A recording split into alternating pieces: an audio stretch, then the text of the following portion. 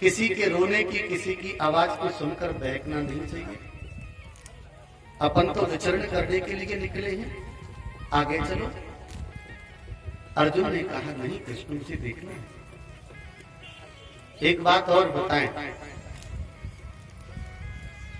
सृष्टि का संचालक वो कृष्ण है,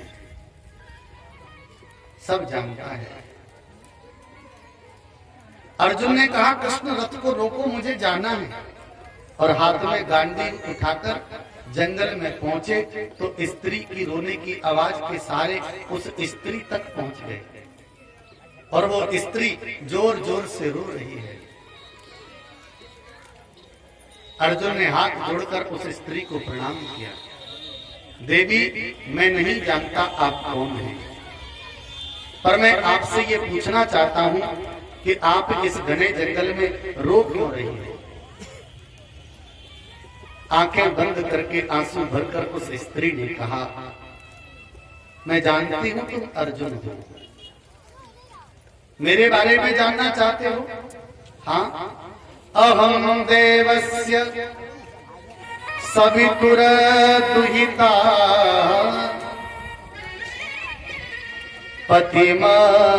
पतिमयीक्षति विष्णुं वरेण्यं वरदं तपः परमां स्थितः। अहम देवस्य सवितुर दुहिता, मैं सूर्य की पुत्री हूं और इस जंगल में पतिम इच्छति, पति की इच्छा के लिए बैठी हूं, तप कर रही हूं। बोले किसके लिए कर रही हो? बोले विष्णु वरेण्यम वरदम तपः, मैं विष्णु को पति रूप में पाना चाहती हूं। अर्जुन ने कहा देवी, आप बुरा न माने तो एक बात कहूं। हाँ। बोले वही परमात्मा विष्णु इस पृथ्वी पर कृष्ण बनकर आ गया है, अगर तुम कहो तो तुम्हारे विवाह की चर्चा में उनसे करूं। अर्जुन कह रहे हैं। देवी,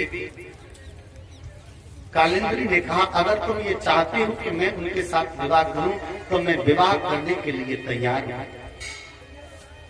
अर्जुन कृष्ण के पास आकर हाथ जोड़कर प्रणाम करके कहते हैं, प्रभु कालिंदी आपके साथ विवाह करना चाहती है। बोले कौन कालिंदी? कालिंदी समाख्याता बसामि यमुना जले, निर्मिते भवने पित्रा यावद अच्युत दर्शन। मैं जिस स्त्री के पास गया उस स्त्री का नाम है कालिंदी। बसामी यमुना जले, वो यमुना जल में रहती है। निर्मिते भवने पिता, उसके पिता ने वहीं पर उसके लिए घर बनाया है। यावत अच्युत दर्शनम, आपके दर्शनों के लिए लालायित है। भगवान विवाह करने के लिए तैयार हो जाते हैं और कालिंदी के साथ में युधिष्ठिर महाराज के माध्यम से कृष्ण का विवाह हुआ और ये विवाह चौथे नंबर का विवाह हुआ। बिंदानु बिंदावावंत्यो दुर्योधन रसानुगौ स्वयंवरे स्वभगिनी कृष्णे सक्तामान्य सेविता। बिंद और अनविंद दुर्योधन के बसवर्ती अनुयायी राजा हैं। उनकी बहन मित्रवद्दा ने परमात्मा के साथ विवाह किया और ये विवाह 5वें नंबर का विवाह हुआ। कौशल देश के राजा थे नागनजित। कौशल देश के राजा का नाम क्या है? नागनजित। इनकी बेटी का नाम है नागनजिती। कौशल देश के राजा ने 7 बैल पाल रखे हैं और 7 बैल खूंखार बैल है। शर्त रखी कि जो व्यक्ति एक ही रस्सी से एक बार में 7 बैल नाथ दे, उसके साथ हम अपनी बेटी नागनजिती का विवाह कर देंगे। पावन श्रोताओं, भगवान कृष्ण ने, बाकी बहुत से राजा आए करने के लिए, पर कोई भी राजा ये कर नहीं पाया। उसके बाद परमात्मा कृष्ण ने एक ही रस्सी से 7 बैलों को नाथा और नाथने के बाद में स्वयं नागनजिती के साथ में 6वां विवाह किया। भगवान की, कृष्ण की एक बुआ जी है जिनका नाम है श्रुति कीर्ति, केकई देश में विवाही थी। उनकी कन्या का नाम भद्रा था। भद्रा के आदि जो भाई थे, संतर्दन वगैरह, उन सबने अपनी बहन का विवाह परमात्मा के साथ कर दिया। मध्य प्रदेश, ये 7वां विवाह। मध्य प्रदेश राजा की एक कन्या जिसका नाम था लक्ष्मणा, जैसे गरुड़ ने अमृत का हरण किया, उसी प्रकार परमात्मा ने लक्ष्मणा का हरण किया। प्रेम से बोलो, इस प्रकार भगवान के 8 विवाह हुए। यथा हिरतो भगवता भौमौ येन चता स्त्रिय निरुद्धा एकदा चक्षो विक्रमं सारंगदं वन। राजा परीक्षित ने हाथ जोड़कर पूछा, प्रभु बाकी 16,100 विवाह कैसे हुए? कहा, राजन, उस समय पृथ्वी पर एक दुष्ट राक्षस हुआ करता था जिसका नाम था भौमासुर। अच्छा, इसका एक और नाम है नरकासुर, भी नाम था इसका।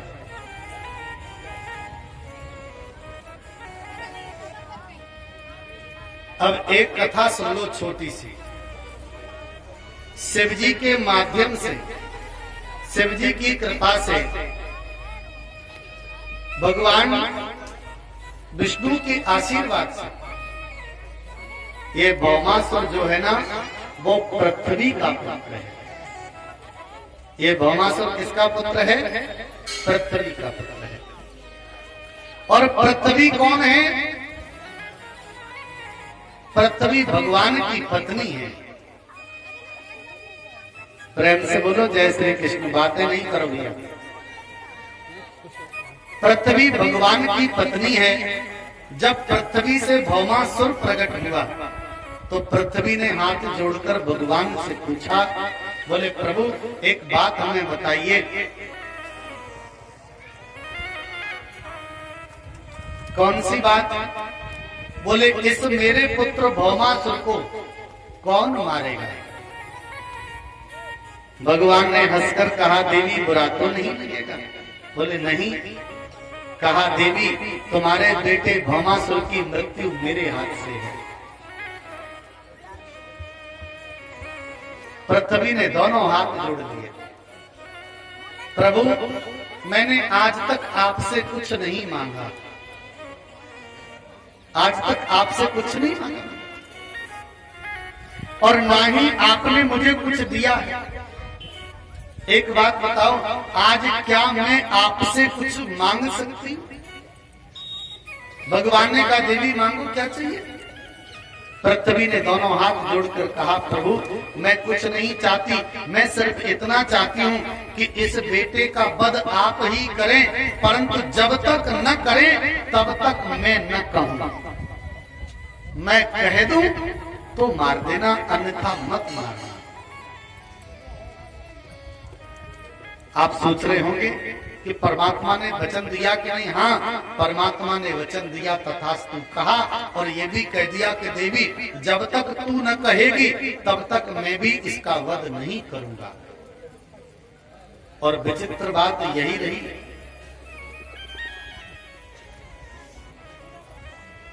इसलिए भौमासुर से लड़ने के लिए न तो कोई राक्षस न कोई देवता तैयार नहीं होता था। 16,100 कन्याओं को बंदी कारागृह में डाल रखा है इसने।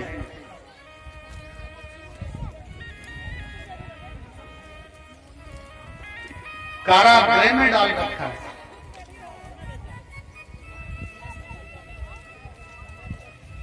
एक गुप्तचर ने परमात्मा कृष्ण को जानकारी दी कि उन कन्याओं का उद्धार करें। परमात्मा इस बात को सोचकर सीधे सीधे अपने महल में गए और महल में कहां पहुंचे मालूम है? सत्यभामा के कक्ष में। एक गुप्त बात और आपको जानकारी दे दूं, सत्यभामा जो है ना वो पृथ्वी का अवतार है। इसीलिए आज सत्यभामा के पास में ही पहुंच गए। और जैसे ही सत्यभामा के पास में पहुंचे,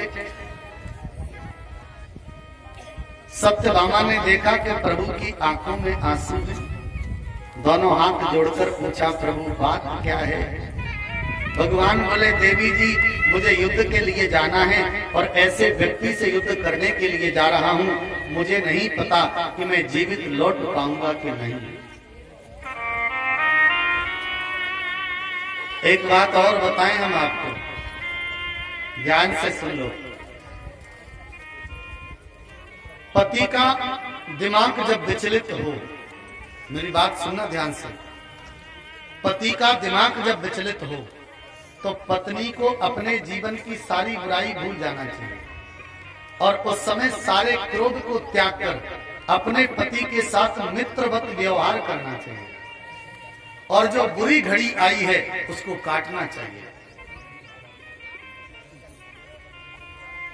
और पति अगर ऐसी बात करे कि पता नहीं मैं जीवित बचूंगा कि नहीं, ऐसी परिस्थिति में अपने पति को पत्नी कभी भी अकेला न छोड़े।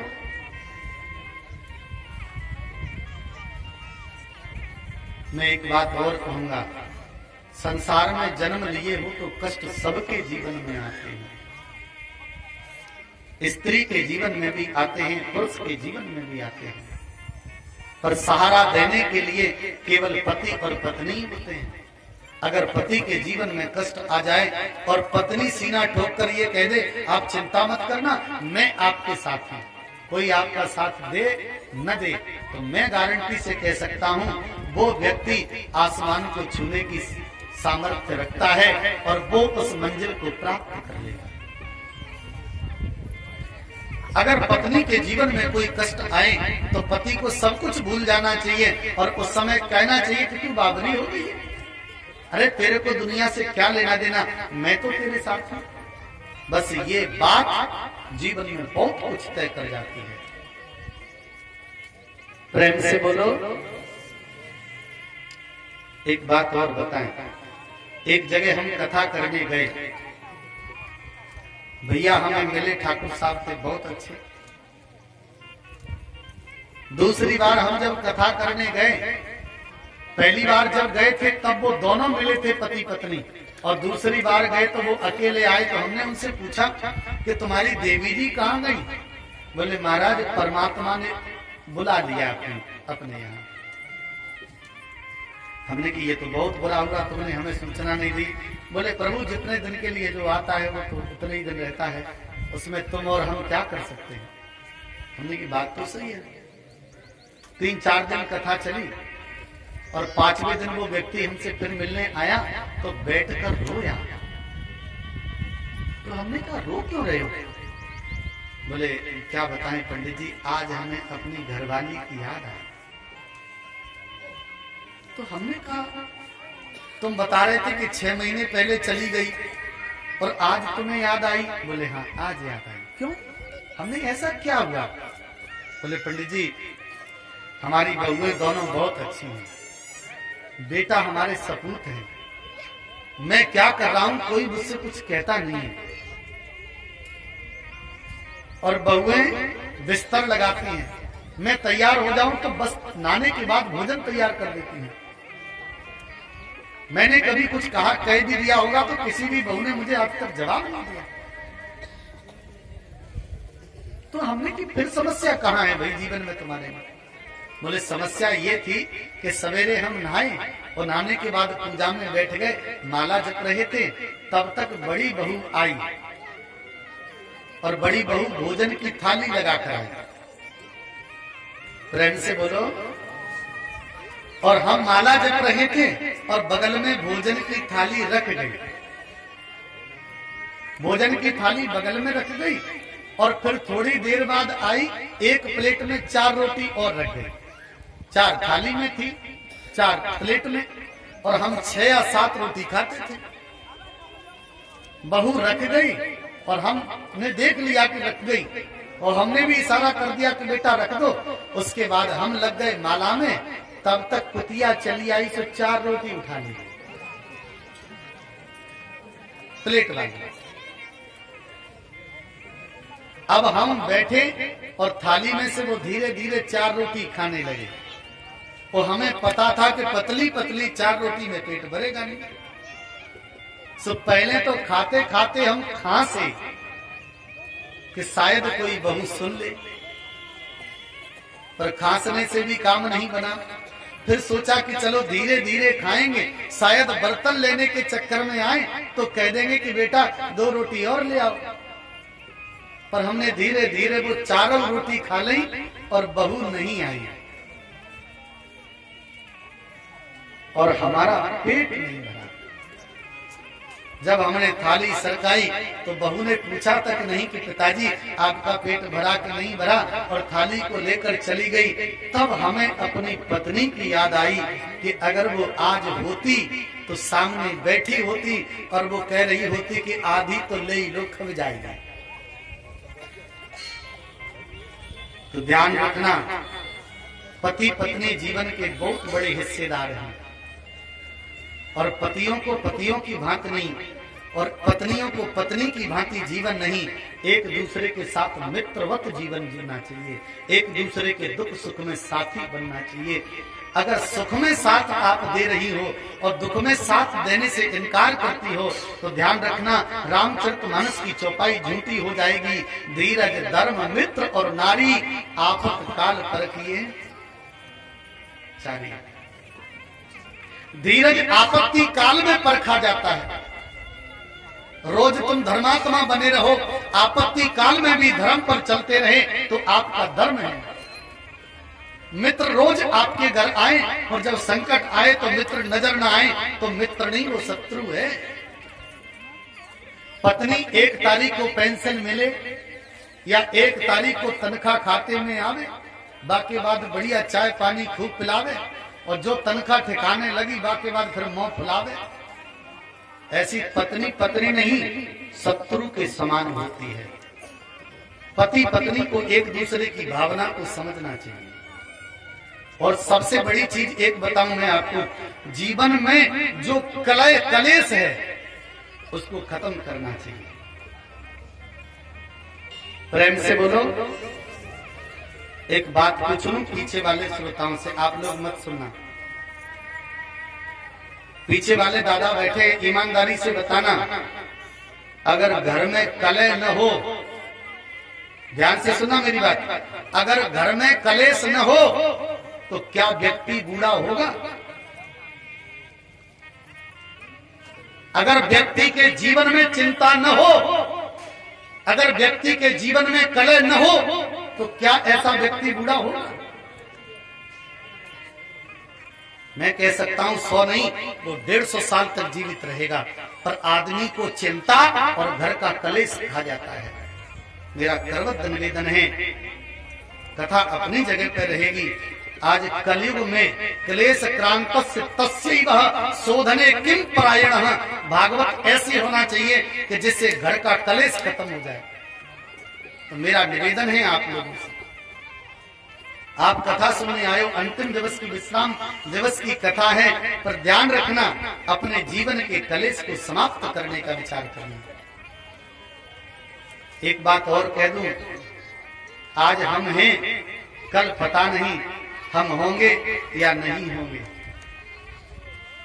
कल का पता नहीं कि हम दुनिया में होंगे कि नहीं होंगे, पर हाँ एक चीज जरूर है, आप पृथ्वी से चले भले ही जाओ, अगर आप अच्छे कर्म करेंगे तो आप रहो न रहो, पर दुनिया की आंखें तुम्हें ढूंढती रहेंगी और हृदय में तुम्हारे प्रेम की चाहत सबके बनी रहेगी। कबीरा जब हम पैदा हुए, कबीरा जब हम पैदा हुए, लोग हंसे हम रोए। कबीरा जब हम पैदा हुए, लोग हंसे हम रोए। ऐसी करनी कर चलो, हम हंसे और जग रोए। एक बात बताऊं, दुनिया से विदा होना तो सबकी आंखों में उस दिन आंसू हो तो समझ लेना कि तुम्हारा पृथ्वी पर जन्म लेना सार्थक हो गया। हजारों आंखें आपके प्रेम के लिए उमड़ पड़े, बह पड़े, तो समझ लेना कि आपका जन्म लेना सार्थक हो गया। और मरने के बाद अगर लोग ये कहें कि भला मरा या भली टरी, मोहल्ले में शांति हो गई, तो समझ लेना कि कीड़े मकोड़ों की भांति जीवन जिया, जन्म लिया और मरकर चले गए। आज से कल का नहीं पता, ध्यान रखना क्या होता है स्वर्ग नरक।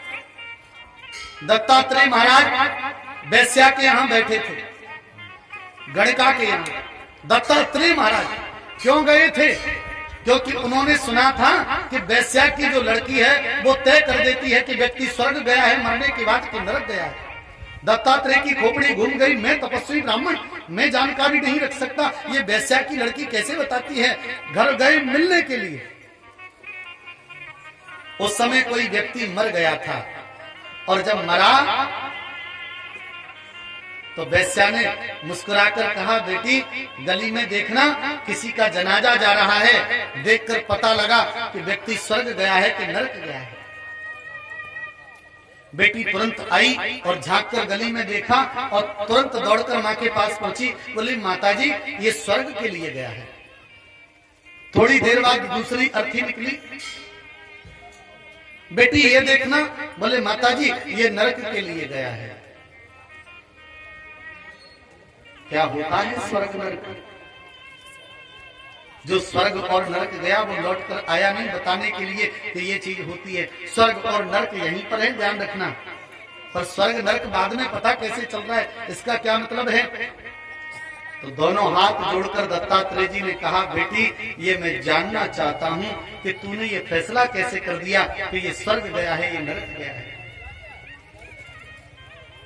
बेटी ने मुस्कुराकर कहा, महाराज